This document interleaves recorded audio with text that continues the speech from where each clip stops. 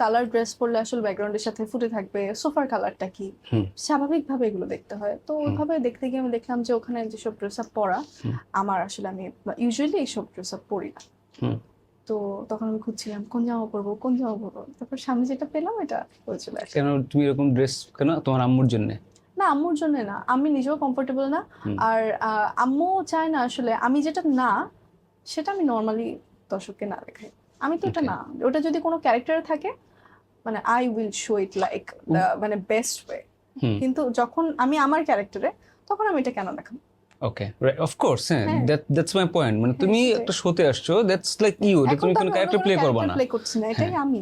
হ্যাঁ, তো তুমি আমার এখানে আর কি নায়িকার কি কি ড্রেস দেখলে তুমি, তারপর কি মনে হইলো? জানি না ভাই, আমি অনেক বলো জানি না না, এখানে শেয়ার, অসুবিধা নেই, বলো।